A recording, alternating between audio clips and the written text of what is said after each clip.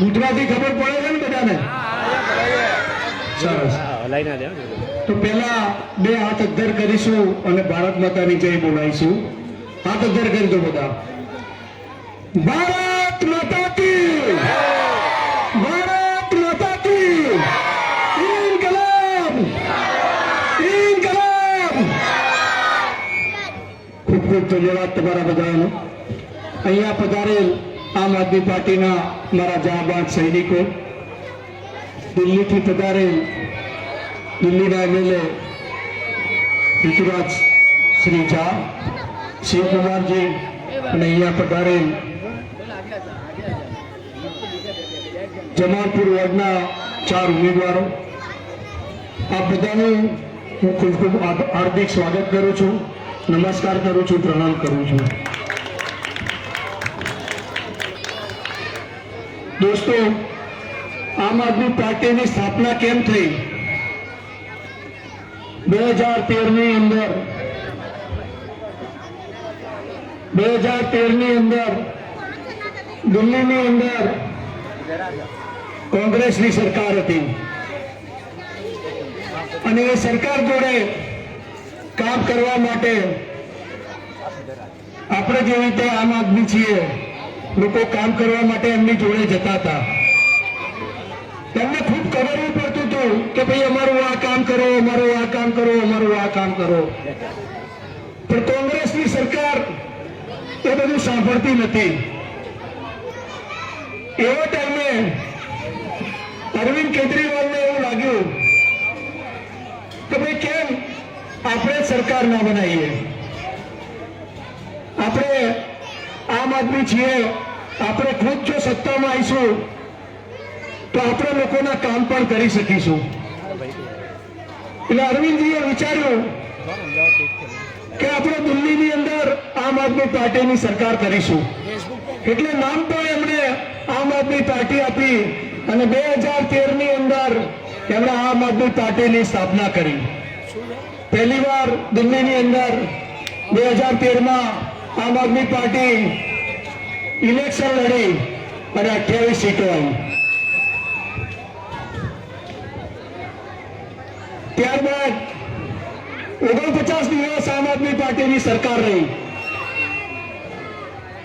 એ 49 દિવસની સરકારમાં અરવિંદ કેજરીવાલ અને આમ આદમી પાર્ટીની સરકારે આમ આદમીના એટલા બધા કામ કર્યા કે 49 દિવસની અંદર કોંગ્રેસને એવું લાગ્યું કે જો આ સરકાર વધારે દિવસ રહેશે તો આપણો સફાયો કરી નાખશે. એટલે કોંગ્રેસે ટેકો પાછો ખેંચી લીધો અને ફરી 2015ની અંદર ઇલેક્શન થયું. 2015ના ઇલેક્શનની અંદર આમ આદમી પાર્ટીએ 70માંથી 67 સીટો મેળવી. 70માંથી 67. અને ત્યારબાદ કામનો સિલસિલો ચાલુ થયો અને 2020ની અંદર ફરી ઇલેક્શન આવ્યું અને 70માંથી ફરી 62 સીટો મેળવી. બીજેપીએ આખા ભારતની ટીમ દિલ્હીની અંદર ઉતારી દીધી પણ તોય કઈ ના વળ્યું. અને કોંગ્રેસની તો 70માંથી 65 જણાની જમાનત જપ્ત થઈ ગઈ. પણ એ એટલા માટે નિશ્ચિત થયું કે 2015 થી 2020ની વચ્ચે આમ આદમી પાર્ટી અરવિંદ કેજરીવાલની પાર્ટીએ દિલ્હીની અંદર પબ્લિકને એટલા બધા કામ કર્યા કે કામને જોઈને દિલ્હીની પબ્લિકે અરવિંદ કેજરીવાલને 2 વખત બહુ સ્પષ્ટ બહુમતીથી જીતાડ્યા. એ બધા કામો જોઈને પબ્લિક અરવિંદ કેજરીવાલે જે કામ દિલ્હીની અંદર કર્યા એ જ કામ ગુજરાતની અંદર પણ થઈ શકતા હતા. આપણે ત્યાં 25 વર્ષથી બીજેપી મ્યુનિસિપલ કોર્પોરેશનની અંદર કાર્યરત છે પણ જે કામ એમણે કરવા જોતા હતા એ કામ થયા નથી. દિલ્હીની અંદર આમ આદમી પાર્ટીએ સારી સ્કૂલો બનાવી, સારા મોહલ્લા ક્લિનિક બનાવ્યા, મહિલાઓ માટે મફત બસ સેવાઓ ચાલુ કરી, 200 યુનિટ વીજળી કરી, એ બધી વસ્તુઓ આપણને અમદાવાદમાં પણ મળવી જોઈએ. એવું તમે બધા ઈચ્છો છો? એવું તમે બધા ઈચ્છો છો કે તમારા બાળકોને સારી સ્કૂલ મળે, સારું ભણતર મળે? એવું તમે ઈચ્છો છો? તો શું કરવું પડશે?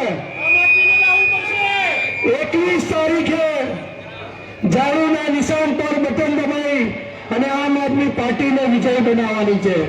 જો આપણે જમાલપુરની અંદર સારી સ્કૂલો જોડતી હશે, અમદાવાદની અંદર સારી સ્કૂલો જોડતી હશે, તો 21 તારીખે મહાનગરપાલિકાના ઇલેક્શનની અંદર ઝાડુના નિશાન પર બટન દબાવવાનું છે અને આમ આદમી પાર્ટીને વિજય બનાવવાની છે. આમ આદમી પાર્ટીએ દિલ્હીની અંદર જે રીતે મોહલ્લે 1-1 કિલોમીટરના અંતરે મોહલ્લા ક્લિનિક બનાવ્યા છે. આપણે આ કોરોનાની મહામારીની વચ્ચે મારે પૂછવું છે કે અહીંયા જમાલપુરની અંદર સરકારી દવાખાનું છે? કોઈ સરકારી દવાખાનું છે અહીંયા? કોઈ સરકારી દવાખાનું નથી. તો તમે બધા ઈચ્છો છો કે જમાલપુરની અંદર સરકારી દવાખાનું મળે, મફત દવાઓ મળે, મફત ટેસ્ટ મળે? એવું ઈચ્છો છો તમે બધા? તો બે હાથ ઊંચા કરીને કહો કે અમે ઈચ્છીએ છીએ. તો શું કરવું પડશે? આમ આદમી પાર્ટીને લાવવી પડશે. 21 તારીખે ઝાડુના નિશાન પર બટન દબાવવાનું છે અને આમ આદમી પાર્ટીને વિજય બનાવવાની છે. દિલ્હીની અંદર અરવિંદ કેજરીવાલ આમ આદમી પાર્ટીની સરકારે મહિલાઓ માટે બસમાં મુસાફરી ફ્રી કરી છે. દિલ્હીની કોઈ પણ મહિલા, બેન, માતા એને ક્યાંય પણ જવું હોય તો બિલકુલ ફ્રી છે. એક પણ પૈસાની ટિકિટ લેવાની બસમાં હોતી નથી. તો એ વસ્તુ તમે અમદાવાદમાં ઈચ્છો છો? તમે અમદાવાદમાં ઈચ્છો છો એ વસ્તુ? તો શું કરવું પડે? અને 21 તારીખે ઝાડુના નિશાન પર બટન દબાવવાનું અને આમ આદમી પાર્ટીને વિજય બનાવવાની છે. આપણે અહીંયા તમને કોઈને ખબર છે કે અહીંયા વીજળીનું બિલ કેટલા રૂપિયા યુનિટ છે? 1 યુનિટના કેટલા પૈસા છે ખબર છે કોઈને? કેટલા છે? 8 રૂપિયા. દિલ્હીની અંદર એક એવી સરકાર છે કે જેને 200 યુનિટ સુધી વીજળી ગરીબ, મધ્યમ વર્ગ કે પૈસાવાળો હોય દરેકને ફ્રી આપી છે. આપણે 8 રૂપિયા લેખે ગણીએ તો 200 યુનિટ વીજળીના કેટલા રૂપિયા થાય? 1600 રૂપિયા. તો તમે બધા ઈચ્છો છો કે દર મહિને 200 યુનિટ વીજળી ફ્રી મળે અને 1600 રૂપિયા આપણા બચે? તમે ઈચ્છો છો? તો શું કરવું પડે? તો 21 તારીખે ઝાડુના નિશાન પર બટન દબાઈશું અને આમ આદમી પાર્ટીને વિજય બનાવીશું. આ બધી વસ્તુઓ તમે અમદાવાદની અંદર ઈચ્છો છો? તો ખખડીને તો બોલતા નથી. આ વસ્તુઓ અમદાવાદની અંદર તમે ઈચ્છો છો? તો ફરી બોલો. હા, જોરથી બોલો. તો શું કરવું પડે? 21 તારીખે ઝાડુના નિશાન પર બટન દબાવવું પડે અને આમ આદમી પાર્ટીની સરકાર બનાવવી પડે. દોસ્તો, જે કામ આમ આદમી પાર્ટીએ દિલ્હીમાં કર્યા છે તે અહીંયા અમદાવાદમાં પણ થવા જોઈએ. આપણે બધા ઈચ્છીએ છીએ કે આ બધા કામ અમદાવાદમાં પણ થાય, તો આપણે એની માટે મહેનત કરવાની જરૂર પડશે. તો હું આપ સર્વને નમ્ર વિનંતી કરું છું કે જે સપનું અરવિંદ કેજરીવાલે દિલ્હીની અંદર જોયું હતું અને સાકાર કર્યું છે, એ જ સપનું આપણા બધાનું છે અમદાવાદ માટે. પણ એની માટે દિલ્હીની અંદર જે કામ અરવિંદ કેજરીવાલે કર્યા છે એ જ કામ અમદાવાદની અંદર પણ થાય એ માટે ગલી ગલી, મોહલ્લે મોહલ્લે, સોસાયટી સોસાયટીએ આપણે બધા જઈશું અને લોકોને દિલ્હીની અંદર જે કામ આમ આદમી પાર્ટી અરવિંદ કેજરીવાલની સરકારે કર્યા છે એ લોકોને જણાવીશું. આ વસ્તુ કરવા માટે તમે બધા તૈયાર છો? જશો મોહલ્લે મોહલ્લે, ગલી ગલી જશો ને? તો આ વખતે આમ આદમી પાર્ટીની સરકાર પાક્કી નક્કી છે.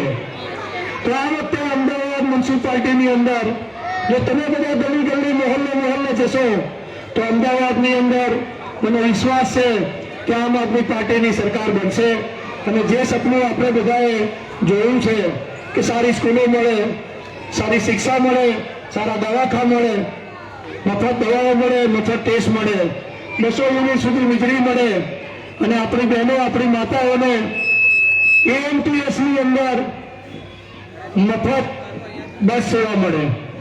તો આ બધું આપણે સાથે મળીને કરીશું. કરીશું ને? તો એની માટે શું કરવું પડે? ઝાડુના નિશાન પર બટન દબાવવું પડે. શું કરવું પડે? ઝાડુના નિશાન પર બટન દબાવવું પડે. શું કરવું પડે? 21 તારીખે મહાનગરપાલિકાના ઇલેક્શનમાં ઝાડુના નિશાન પર આપણે બટન દબાવીશું અને આમ આદમી પાર્ટીને વિજય બનાવીશું. દોસ્તો, અહીંયા દિલ્હીથી પધારેલ આપણા ઋતુરાજભાઈ ઝા, શિવકુમારજી, હવે 2 શબ્દ દિલ્હીના કામોની વિગતો આપણને શિવકુમારજી કહેશે, પણ એકવાર બધા હાથ ઊંચા કરીને આપણે ઇન્કલાબ જિંદાબાદનો નારો લગાવીશું.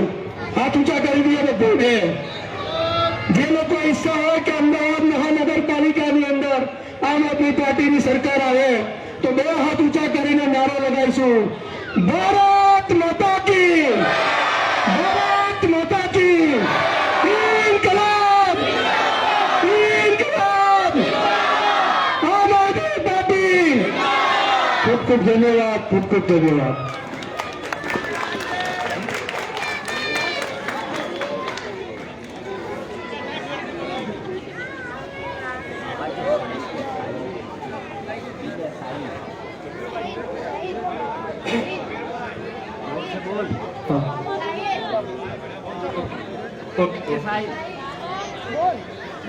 અહીંયા ઇમરાન ખાન પઠાણ, જે ઉજયકાર પઠાણના અંકલ છે, તેમને હું અહીંયા સ્ટેજ ઉપર દિલ્હીથી આવેલા અમારા મહેમાનોનું સ્વાગત કરવા માટે બોલાવું છું.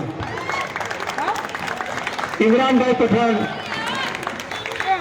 આપ સ્ટેજ ઉપર આવી જાઓ અને દિલ્હીથી પધારેલ અમારા મહેમાનોનું સ્વાગત કરો. તાળીઓનો ગડગડાટ બંધ ન થવો જોઈએ. આમ આદમી પાર્ટીને સરકારમાં લાવી હોય તો તાળીઓનો ગડગડાટ ચાલુ રહેવો જોઈએ. જોરદાર તાળીઓ, જોરદાર તાળીઓ ઇમરાન ખાન ભાઈ માટે.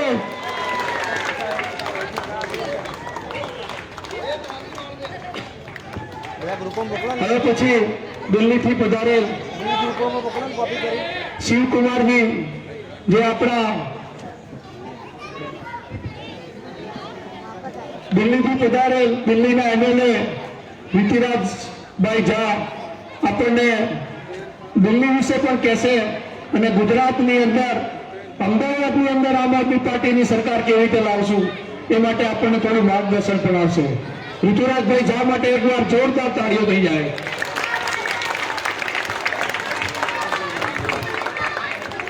હેલો.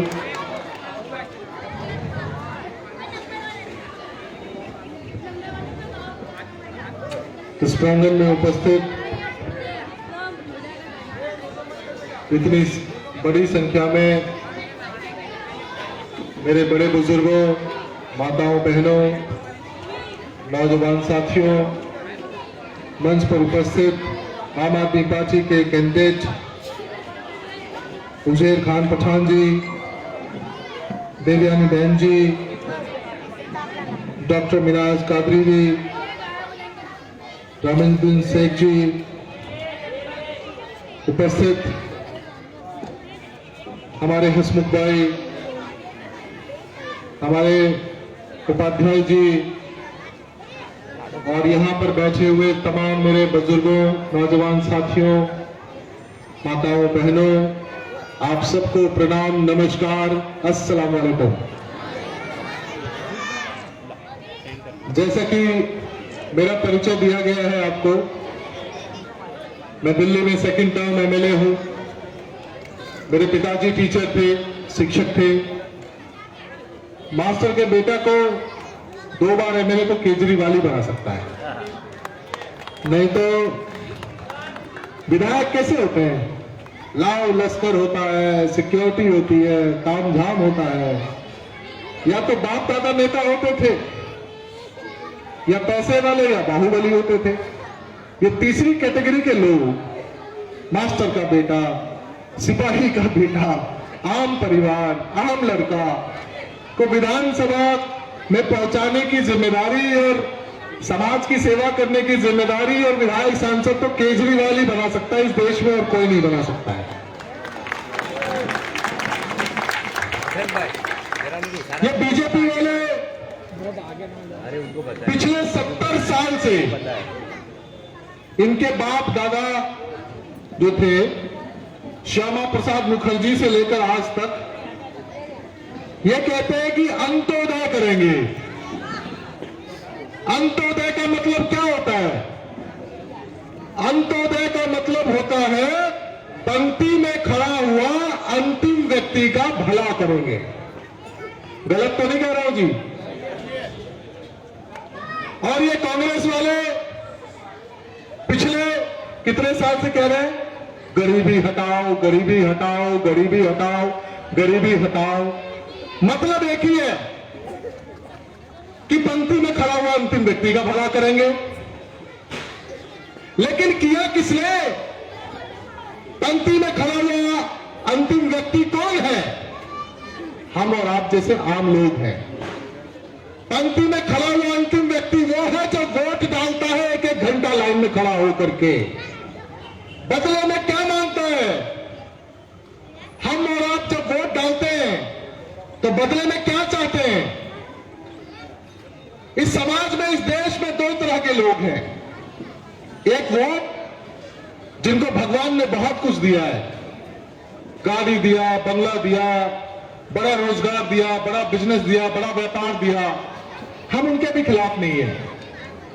एक वो जिसको भगवान ने कम दिया, आम लोग, मिडिल क्लास परिवार, लोअर मिडिल क्लास, गरीब लोग, आम लोग। लेकिन इस देश में टैक्स हम सब पे करते हैं। हमारे देश में सबसे गरीब आदमी किसको मानते हैं? जो भीख मांगता है। वो भी जब माचिस खरीदता है, साबुन खरीदता है, नमक की थैली खरीदता है, तो सेल्स ड्यूटी, एक्साइज ड्यूटी और जीएसटी सब पे करता है। यानी कि हिंदुस्तान के अंदर में एक भी आदमी ऐसा नहीं है जो सरकार को टैक्स नहीं देता हो। बदले में क्या चाहिए हमें? कि भैया भगवान ने जिसको कम दिया है उसका ध्यान सरकार रखे। कैसे रखे? एक आम परिवार की जिसकी इनकम 10,000, 20,000, 30,000, 40,000 रुपया है, उसको सस्ती बिजली मिले, फ्री में मिले, अच्छा पानी मिले, घर घर मिले, पैसा ना देना पड़े, महिलाओं को बस की यात्रा मिले, फ्री में मिले, बच्चों के लिए अच्छे स्कूल हो, हमारे लिए अच्छा मोहल्ला क्लिनिक हो, अच्छे अस्पताल हो। यही होता है ना काम सरकार का। लेकिन यही होता है ना काम जो अंत्योदय करेंगे, अंत्योदय करेंगे, जो इनके बाप दादा कहते थे, श्यामा प्रसाद मुखर्जी साहब। लेकिन किया किसने? क्या गुजरात के लोगों को फ्री बिजली मिलती है? 200 यूनिट बिजली का दाम गुजरात में 1700 रुपया है, दिल्ली में 0 है। क्या गुजरात के लोग टैक्स नहीं देते? यहां पर पानी का बिल आता है, दिल्ली में नहीं आता है। यहां पर महिलाओं के लिए बसें फ्री है क्या? नहीं है। हमें लोगों ने बताया कि स्कूलों की हालत इतनी खराब है कि कोई सरकारी स्कूल में अपने बच्चों को पढ़ा नहीं सकता है। मैं आपसे पूछना चाहता हूं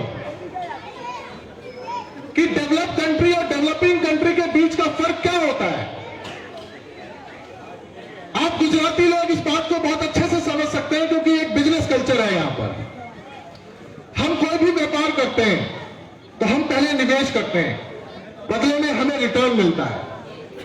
आज तक हमारे देश के अंदर में हमें डेवलपिंग कंट्री कहा जाता है। डेवलप कंट्री के अंदर में जब कोई बच्चा पैदा होता है तो पहला टीका सरकार लगाती है, पहली कक्षा में एडमिशन सरकार कराती है। बच्चा हिष्ट पुष्ट स्वस्थ हो, इसका ध्यान सरकार रखती है। बच्चा अच्छा पढ़े लिखे, अच्छे तरीके से 12वीं कक्षा पास करे, इसका ध्यान सरकार रखती है।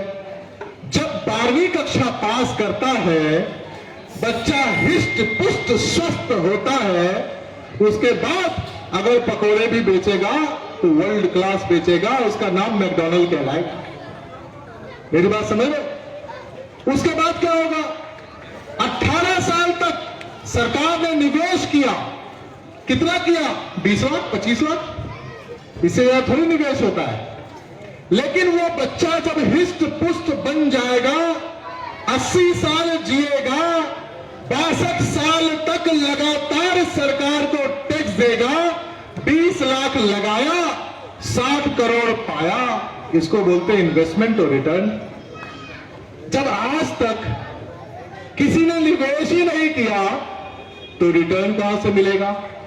अब सवाल यह है कि भैया अच्छे सरकारी स्कूल होंगे तो सारे पढ़ लिख जाएंगे, अच्छे दवाखाना होंगे, अच्छे मोहल्ला क्लिनिक होंगे, अच्छे अस्पताल होंगे तो सारे हिष्ट पुष्ट हो जाएंगे, सिविलाइज लोग हो जाएंगे, लॉ अबाइडिंग लोग हो जाएंगे। कहते हैं समाज को एक अच्छा नागरिक अच्छा स्कूल देता है, और जब सारे पढ़ लिख जाएंगे, समझदार हो जाएंगे, तो ये हिंदू मुसलमान का जो ये इंजेक्शन है, जिसके नाम पर ये लोग खेती करते हैं, वो किसको लगाएंगे? मेरी बात समझ रहे हो ना? ये हिंदू मुसलमान का जो ये अफीम का नशा है, जिसके नाम पर ये राजनीति करते हैं, वो किसको लगाएंगे? तो असली खेल ये है जो हमको समझने की जरूरत है। आज पंक्ति में खड़ा हुआ अंतिम व्यक्ति का भला हिंदुस्तान में कोई अगर कर रहा है तो उसका नाम अरविंद केजरीवाल है, जो गरीब से गरीब का बच्चा भी वर्ल्ड क्लास एजुकेशन ले सके।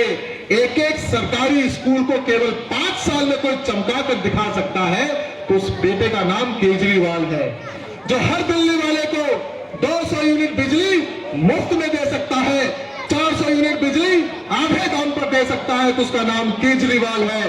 जो हर नागरिक को अच्छा मोहल्ला क्लिनिक मुफ्त में इलाज दे सकता है, तो उसका नाम केजरीवाल है। जो सारी बहनों को, माताओं बहनों को, चाहे किसी भी कैटेगरी से आती हो, किसी भी समाज से आती हो, कहीं पर जाओ, घूमो टहलो, बस में जाओ, फ्री में उनकी यात्रा करवाते हैं। हर तरह का सुविधा को देने का काम किया है। हर परिवार का कम से कम 10 से 15 हजार रुपए बचता है। जो पैसा बचेगा उसका क्या करोगे? अच्छा, घर में बच्चों के लिए दूध लेके आओगे, फल लेकर के आओगे, उनके खाने पीने का ध्यान रखोगे, दूसरी चीजों पे खर्च करोगे, परिवार में भी खुशहाली आएगी, है कि नहीं? इतना ही नहीं है, आपको यकीन नहीं होगा साथियों, हम लोगों ने निर्णय किया भैया बच्चा पढ़ लेगा 12वीं तक, उसके बाद अगर किसी बच्चे को IIT करना है, UPSC करना है, तो क्या रेहड़ी वाले का बेटा कर सकता है? क्या ठेला वाला का बेटा कर सकता है? क्यों? बड़े बड़े कोचिंग इंस्टीट्यूट के अंदर में लाखों रुपया कोचिंग का फीस लगता था। तो केजरीवाल जी ने निर्णय किया कि अगर कोई बच्चा सरकारी स्कूल से पढ़े, प्राइवेट स्कूल से पढ़े, दिल्ली में किसी भी कोचिंग